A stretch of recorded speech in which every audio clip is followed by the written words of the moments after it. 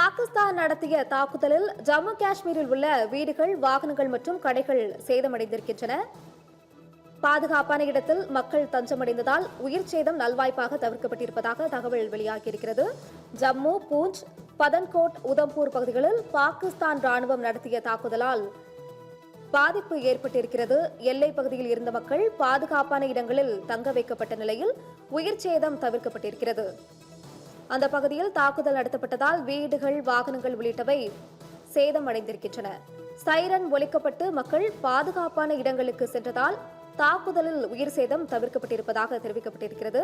பாகிஸ்தான் ராணுவம் ஏவிய ஏவுகணைகள், ட்ரோன்களை வானிலேயே இந்திய ராணுவம் வழிமறித்து அழித்த நிலையில் தற்பொழுது அந்த பகுதியில் வீடுகள், வாகனங்கள், கடைகள் உள்ளிட்டவை சேதமடைந்திருக்கின்றன. பாதுகாப்பான இடங்களில் மக்கள் தஞ்சமடைந்ததால் நல்வாய்ப்பாக உயிர் சேதங்கள் தவிர்க்கப்பட்டிருப்பதாகவும் தெரிவிக்கப்பட்டிருக்கிறது. பாகிஸ்தான் நடத்திய தாக்குதலில் ஜம்மு காஷ்மீரில் உள்ள வீடுகள், வாகனங்கள், கடைகள் உள்ளிட்டவை சேதமடைந்திருக்கின்றன. முக்கிய செய்தியாக பார்த்தோம்.